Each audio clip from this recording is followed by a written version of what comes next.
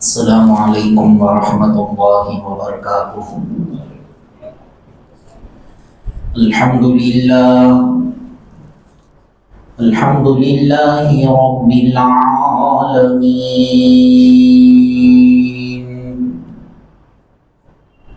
والعاقبۃ للمتقین،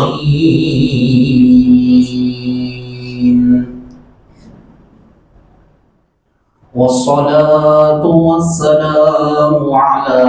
سيد الأنبياء وأشرف المرسلين،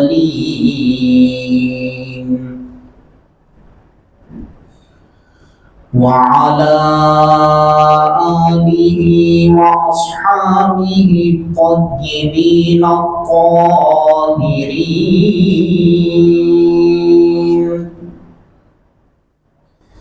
أشهد أن لا إله إلا الله وحده لا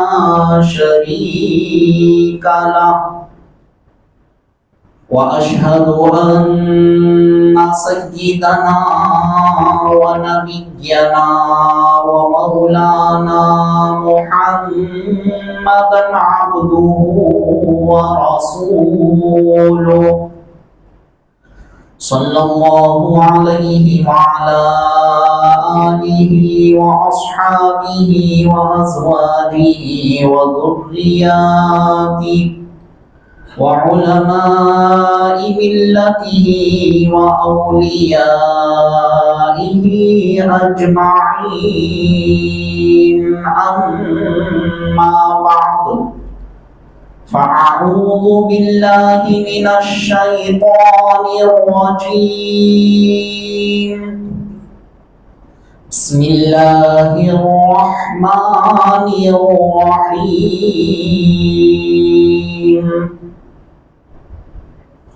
واتقوا يوما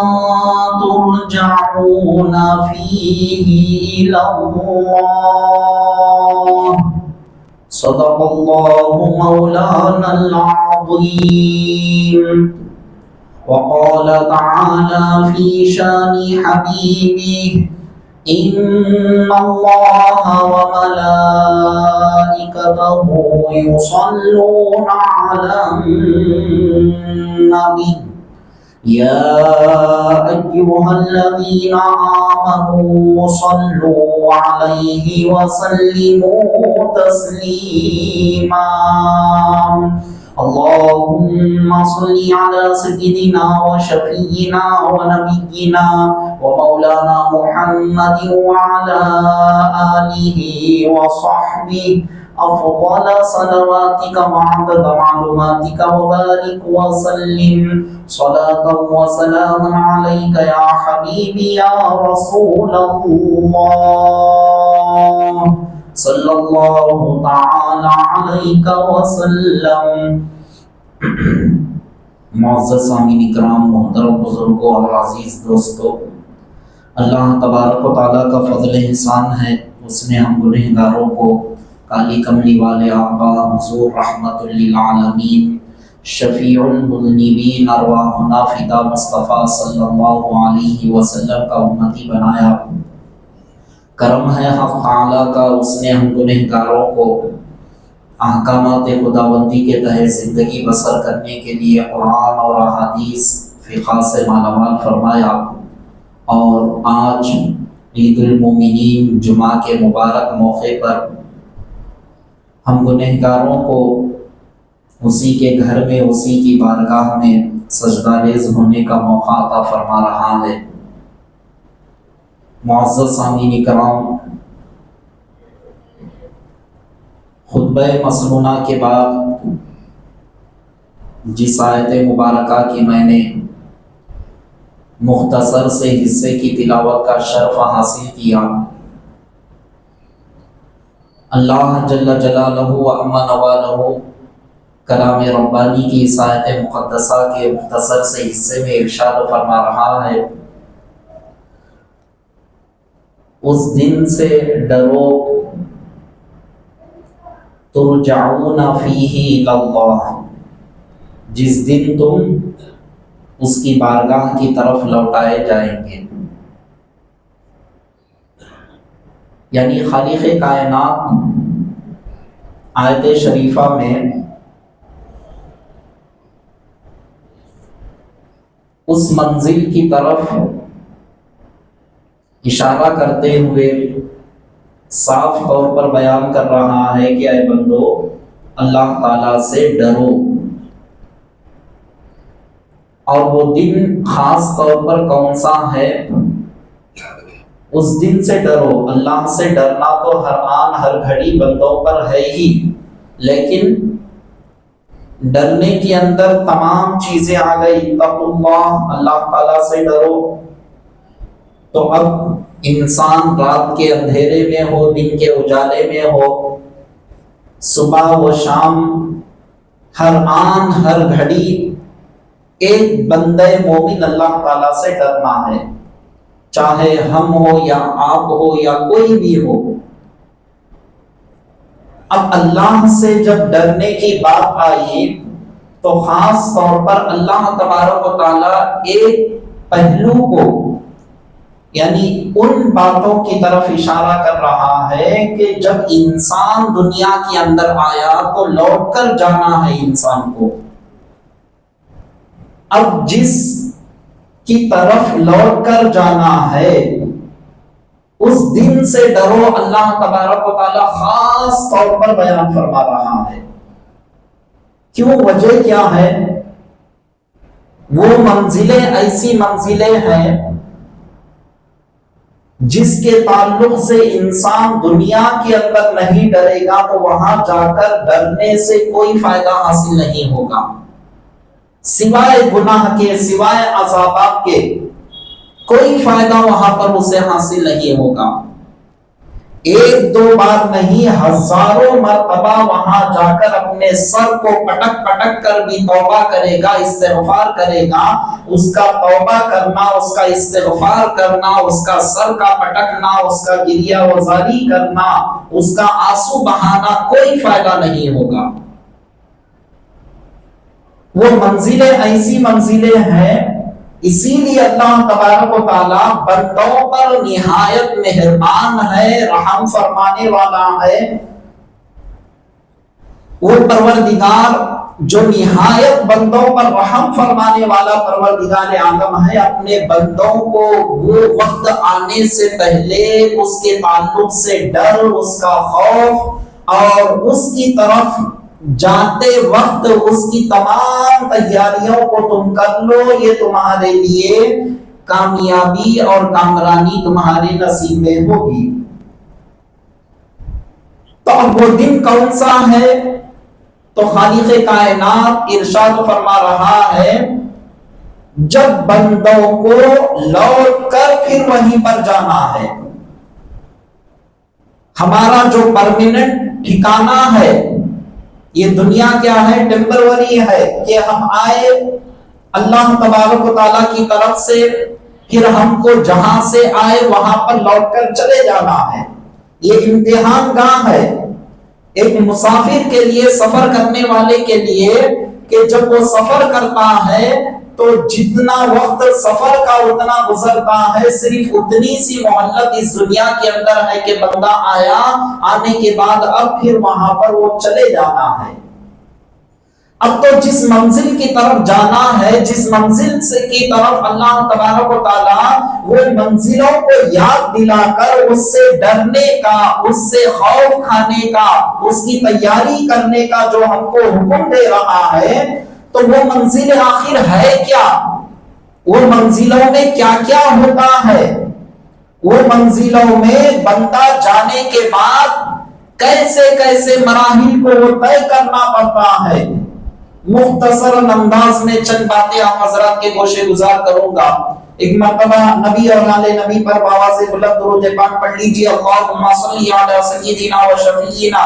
و نبینا و مولانا محمد وعلی آل سیدنا محمد وبارک وسلم۔ اب وہ آخرت کے منازلات میں پہلی منزل ہے وہ قبر کی منزل۔ اب وہ قبر کی منزل کو کیا کہا جاتا ہے؟ عالم برزخ کہا جاتا ہے۔ تو وہ عالم،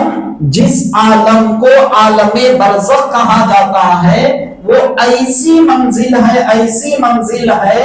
کہ وہ منزل میں اگر کوئی شخص کامیاب ہو گیا تو سمجھو سارے منازل اس کے لیے کامیاب ہو جائیں گے۔ آپ دیکھیں سیدنا عثمان غنی رضی اللہ تعالیٰ عنہ، کیسی بڑی جلیل القدر شخصیت، ذو النورین کا جن کو لقب ملا، دو نور والے، حضور علیہ السلام کے داماد مصطفیٰ اپنی ایک شہزادی کو دیتے ہیں، انتقال ہونے کے بعد پھر دوسری شہزادی کو دیتے ہیں، پھر بیان فرماتے ہیں کہ عثمان غنی ان کا بھی وصال ہونے کے بعد غم زدہ تھے۔ تو حضور علیہ السلام یہ کیفیت کو معلوم ہو کر بیان فرماتے ہیں، اگر اللہ تبارک و تعالیٰ مجھے 100 لڑکیاں بھی عطا کرتا تو میں ایک کے بعد ایک عثمان کے نکاح میں دیتا، اگرچہ کہ وہ وفات پاتے چلے جائے۔ تو کیسی سرکار سے محبت ہے، الفت ہے۔ دنیا کے اندر 2 مرتبہ حضور علیہ السلام جنت کی بشارت دے رہے ہیں۔ جنتی کو دیکھنا ہو تو عثمان کو دیکھ لو، عثمان نے جنت خرید لی۔ تو یہ سرٹیفکیٹ، یہ ضمانت حضور علیہ السلام وما ينطق عن الهوى کی زبان مبارک سے آپ بشارت دے رہے ہیں، خوشخبری دے رہے ہیں عثمان غنی رضی اللہ تعالیٰ عنہ کو۔ لیکن آپ کی کیفیت کیا ہے؟ جب آپ قبر پر کھڑے ہو جاتے تو اتنا زار و قطار روتے، اتنا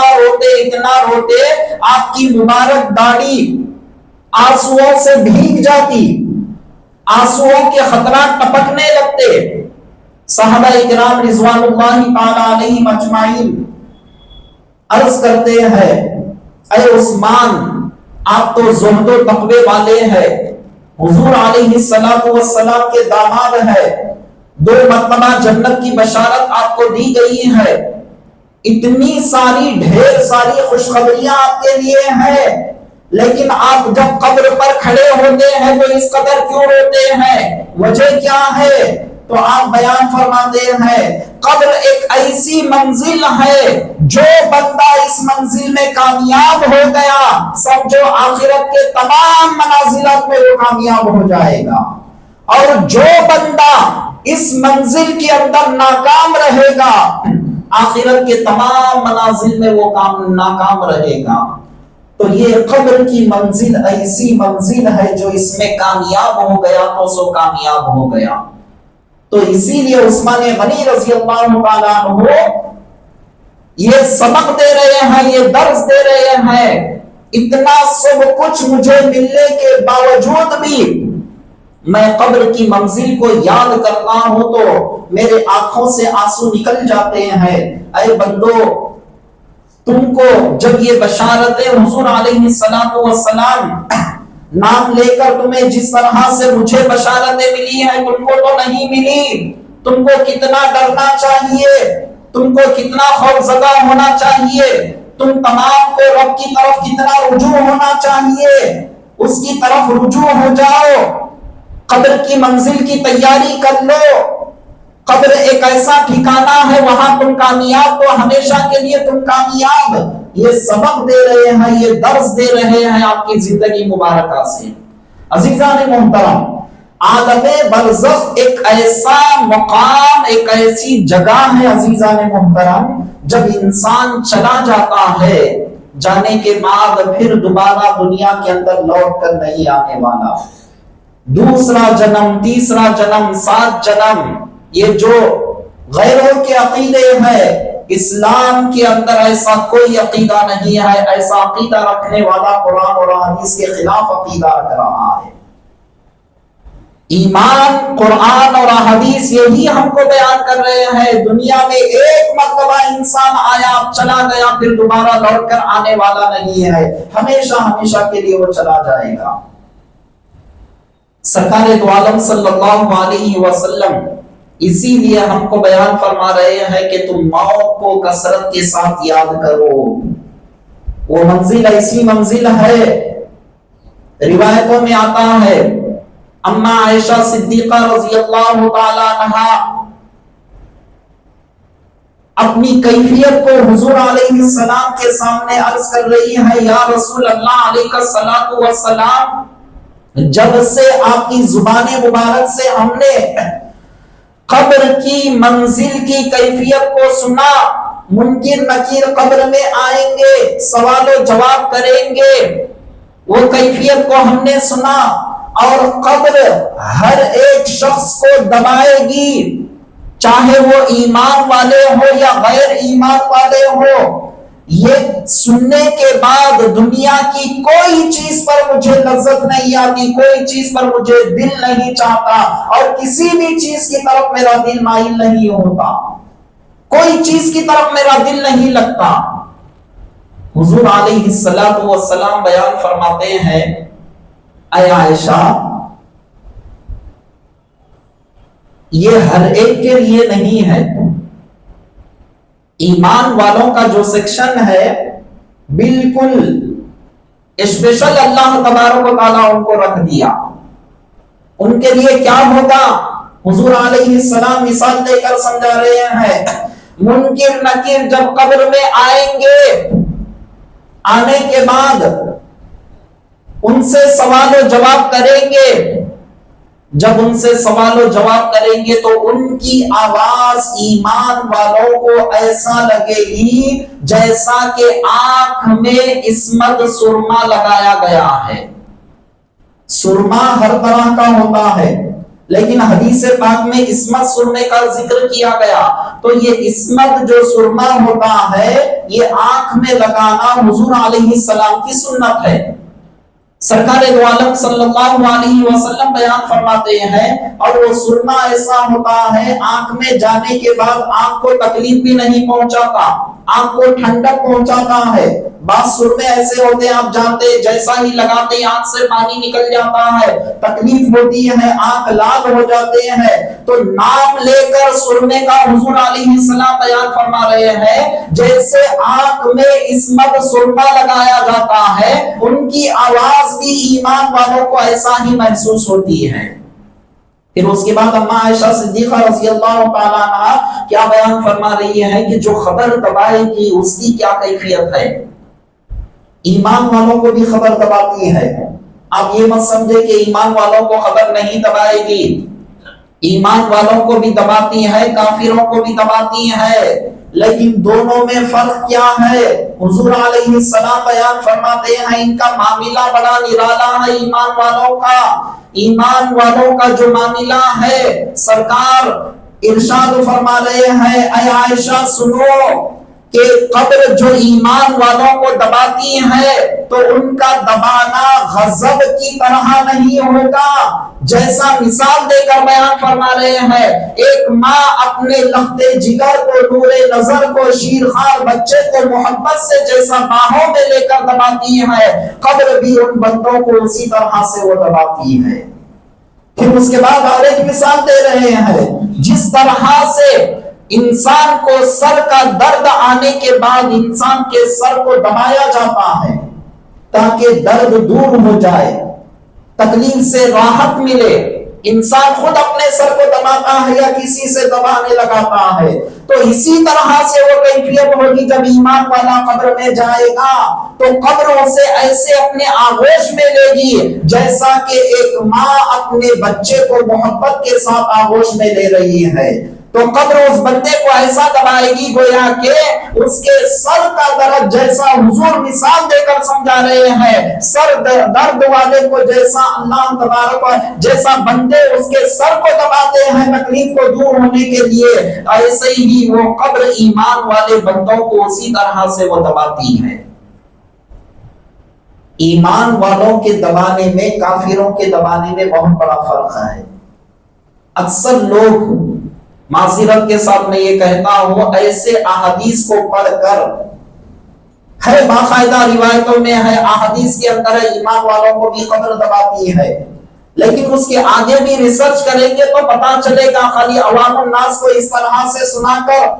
کہ قبر ایمان والوں کو بھی دبا دیتی ہے، یہاں تک بات روک دیں گے تو ایمان والوں کے ذہن میں سوال پیدا ہوتا ہے، اتنی بشارتیں، اتنی خوشخبریاں قرآن اور حدیث کے اندر دی گئی ہیں، تو پھر ایمان والوں کو جو اسپیشل رکھا جائے گا تکلیف نہیں ہوگی، روح جب نکالی جائے گی تو ایسا نکالی جائے گی جیسا کہ مسکے میں سے بال کو نکال لیا جاتا ہے، ان کے جسم سے ایسا روح کو نکال لیا جائے گا، خوشبو جنت سے لائیں گے، سنائیں گے، ان کی روح کو نکال لیں گے۔ یہ سارے مناظر، یہ سارے خوشخبریاں ہیں، تو پھر قبر کیوں دبائے گی؟ تو اس حدیث پاک پر جب روشنی ڈالیں گے، اس حدیث پاک کو پڑھیں گے، اس حدیث پاک پر نظر ڈالیں گے تو سارے ہمارے ڈاؤٹ کلیئر ہو جاتے ہیں۔ حضور علیہ السلام نے جس حدیث پاک کے اندر جو صحابی رسول کو جو قبر دبا رہی کا ذکر فرمائے، اور جب یہ حدیث پاک پڑھتے ہیں، یہ حدیث پاک جب ہم پڑھتے ہیں تو وہ دبانا کیسا ہے اور دیگر کافروں کا دبانا کیسا ہوتا ہے یہ پتہ چل جاتا ہے۔ لیکن آج خیر غلط فہمی یہ ہوتی ہے کہ اس حدیث کو پڑھ کر اس حدیث کو نہیں پڑھنے کی وجہ سے لوگوں کے سامنے غلط بیانی کرتے ہوئے چلے جاتے ہیں، ہر ایک کو خبر دباتی ہے کہہ کر آگے بڑھ جاتے ہیں، ایمان والے پریشان ہو جاتے ہیں۔ یاد رکھیں عزیزان محترم، اللہ تعالیٰ کا ایک اصول ہے قرآن کریم کے اندر، جب کبھی بھی پروردگار عالم عذابات کا ذکر کرتا ہے، قبر میں ایسا ہوگا، حشر میں ایسا ہوگا، طرح طرح کے عذابات ہوں گے، عذابات کا ذکر ہوتا ہے، تو سارے کلام کو اٹھا کر آپ دیکھ لیں، فوری اللہ تبارک و تعالیٰ ایمان والوں پر جو انعامات اللہ تبارک و تعالیٰ نے رکھا وہ سارے انعامات کا ذکر ہوتا ہے کہ ایسا ایمان والوں کے لیے انعام ہوگا۔ تو کیوں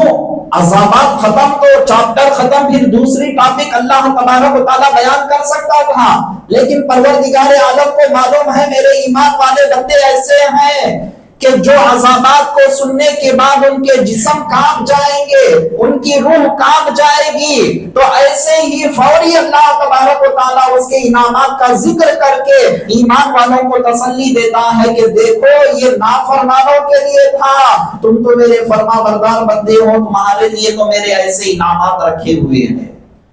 معزز سامعین کرام، جب بندے کو روح کو نکال لیا جاتا ہے، میں عالم برزخ کی کیفیت کو بیان کر رہا ہوں کہ مختصر آپ کے سامنے، کیونکہ وقت بالکل مختصر ایک ایسی ٹاپک ہے کہ اس کو ایک کے بعد بیان کرتے چلے جائیں تو بہت سارا وقت درکار ہے، اسی لیے میں مختصراً آپ حضرات کے سامنے عرض کر رہا ہوں کہ جب انسان کو دفن کر دیا جاتا ہے، دفن کرنے کے بعد حضور علیہ السلام بیان فرماتے ہیں کہ تم میت کے سرانے کھڑے ہو کر سورہ فاتحہ کی تلاوت کرو، اور پھر اس سے تھوڑا 35 کی طرف آ کر وہی سورہ بقرہ کی آخری آیتوں کی تلاوت کرو جو آمن الرسول بما انزل الیہ من ربہ والمؤمنون، ان آیتوں کی تلاوت کرو۔ پھر اور ایک روایت میں آتا ہے کہ تم سورہ بقرہ کی ابتدائی آیات کی تلاوت سرانے کرو، اور جب 35 کی طرف آ جائے تو سورہ بقرہ کی آخری آیتوں کی تلاوت کرو، اور جب میت کو دفن کر دیا جاتا ہے، دفن کرنے کے بعد سارے لوگ، سارے رشتہ دار اس کے منہ پر مٹی کو ڈال کر روانہ ہونے لگتے ہیں، لیکن تم اس بندے کی قبر پر اتنی دیر تک کھڑے رہو جتنی دیر تک اونٹ کو کاٹ کر ذبح کر کے اس کے گوشت کو، اس کی کھال کو الگ کر کے اس کے گوشت کو تقسیم جب کیا جاتا ہے، اتنی دیر تک تم اس کی قبر پر کھڑے رہو۔ کیوں؟ وجہ کیا ہے؟ مرنے والا جب تنہا جا رہا ہے، تنہا جانے کے بعد اس کی قبر میں وحشت ہوتی ہے، گھبراہٹ ہوتی ہے،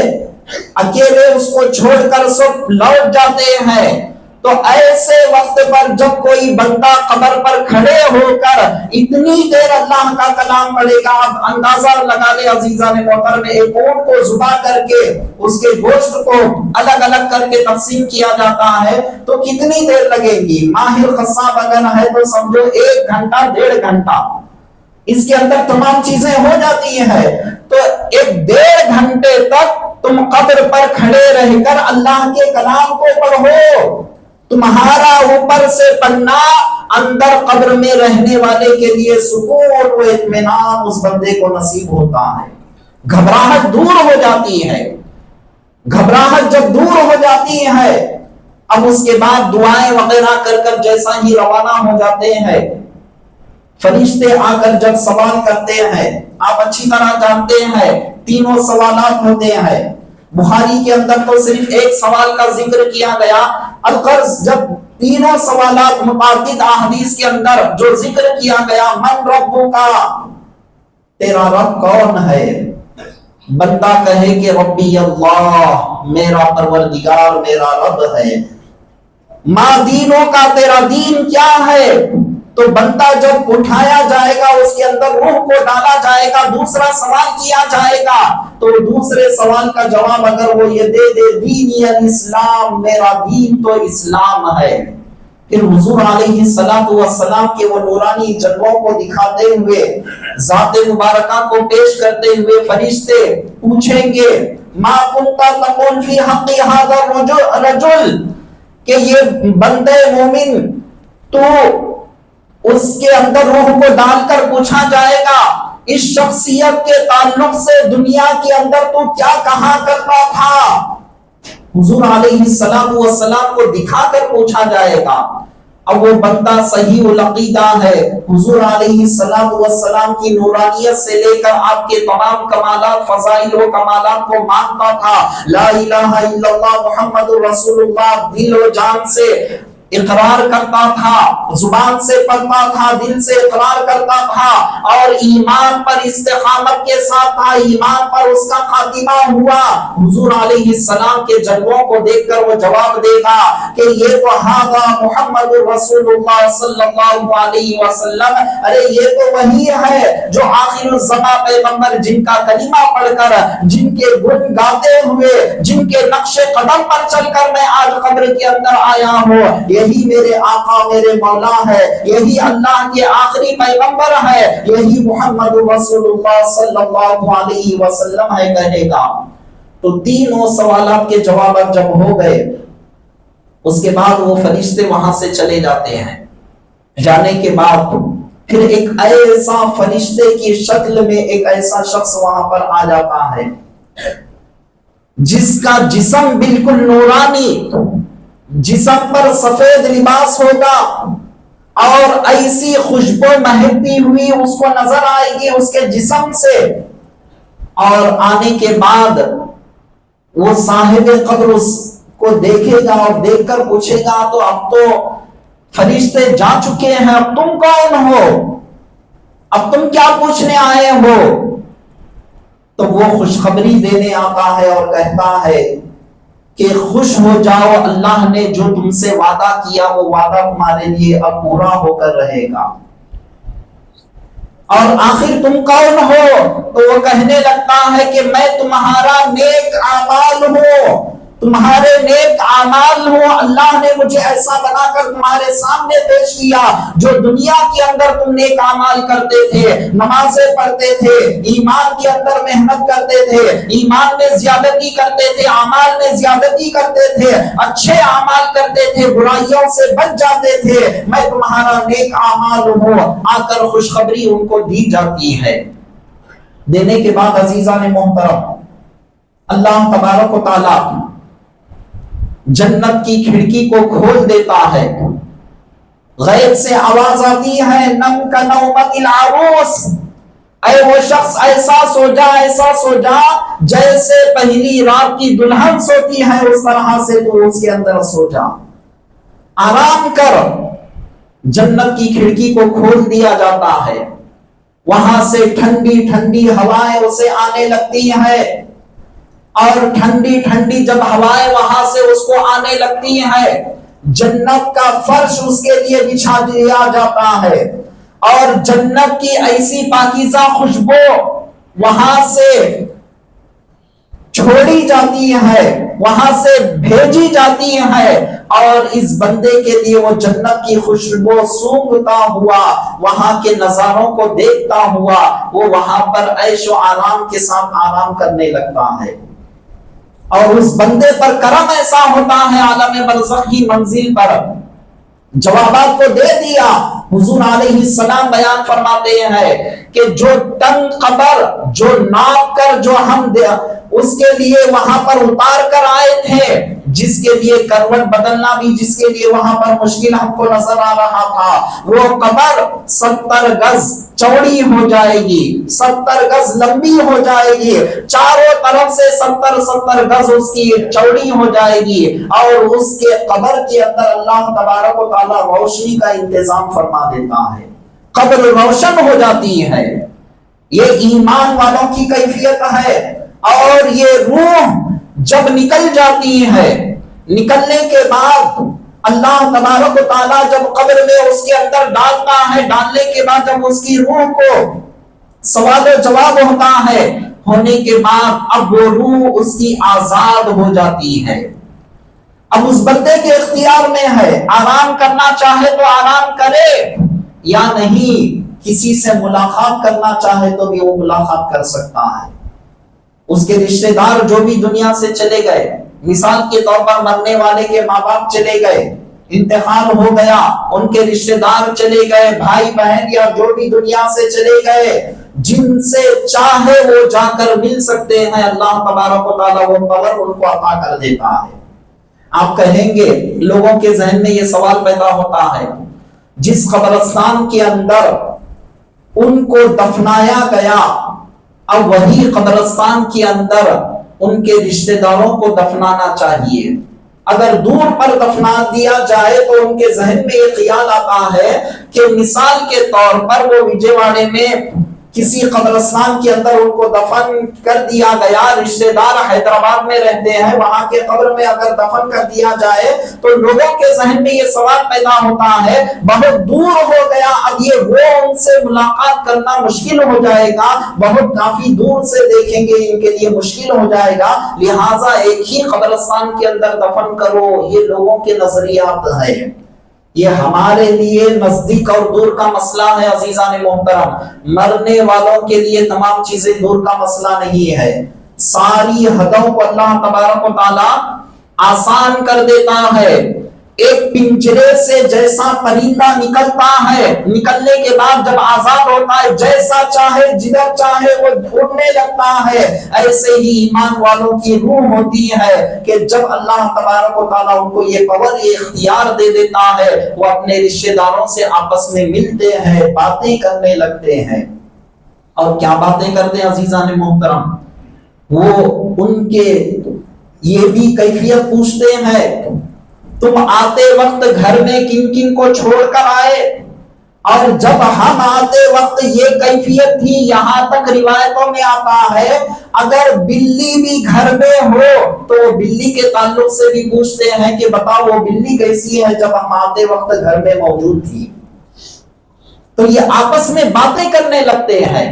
تو یہ آپس میں جیسا دنیا کے اندر رشتہ داریاں تھی، اس طرح سے مرنے کے بعد بھی وہ رشتہ دار آپس میں ملنے لگتے ہیں، اور روح کو اللہ تبارک و تعالیٰ ایسا پاور، ایسا اختیار دیتا ہے نیک روح کو، پروردگار عالم ہر جمعرات کو وہ روح اپنے اہل خانہ، اپنے گھر والوں کو دیکھنے کے لیے آتی ہے۔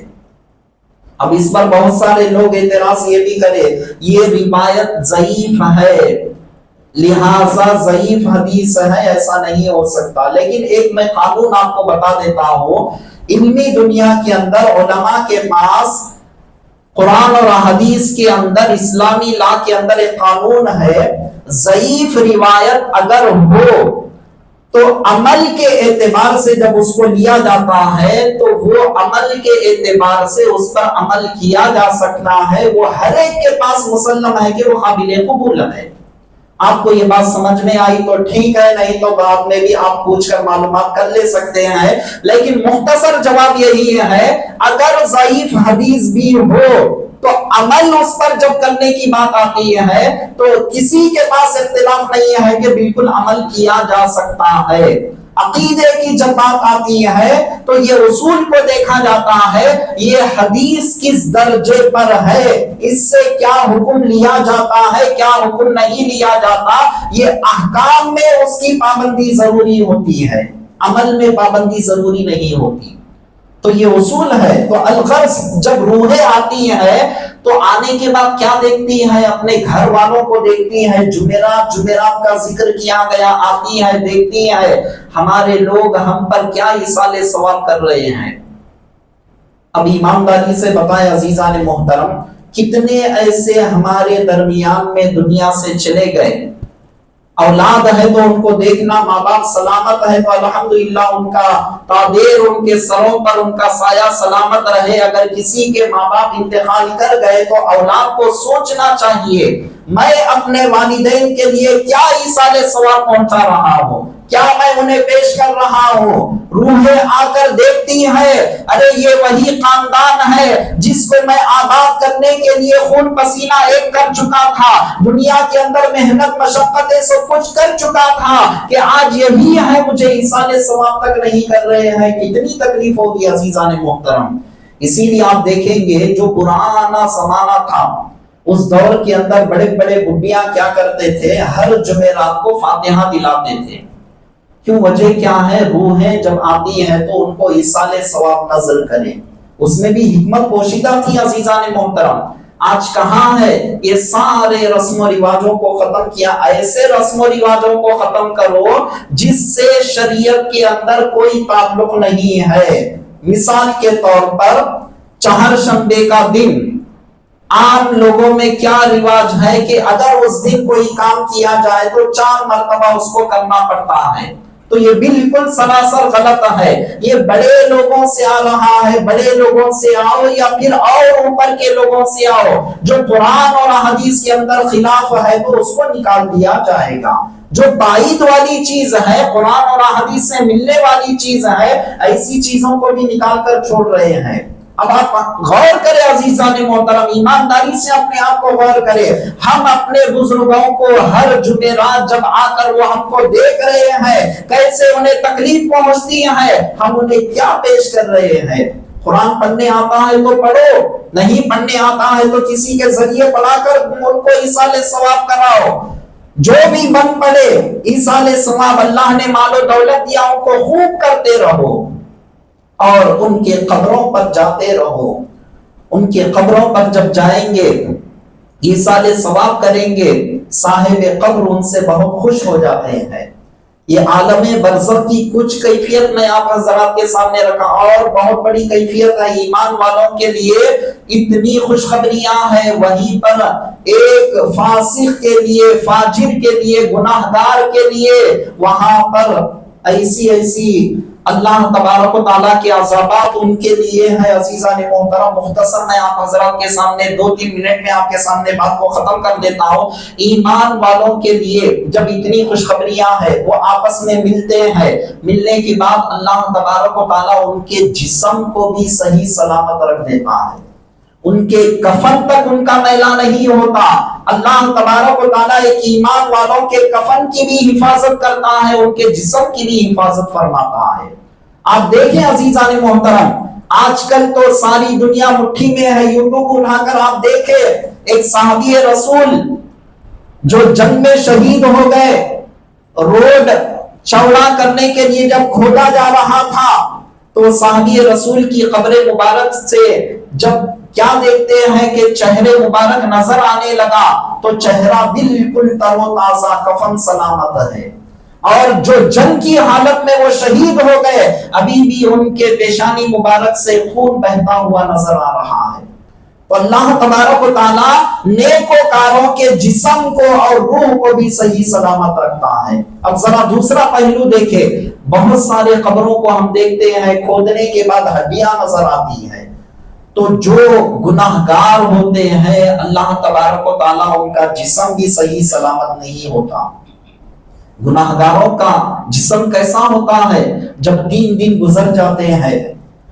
تو بڑی تحقیق کے ساتھ یہ بیان فرما رہے ہیں، ان کے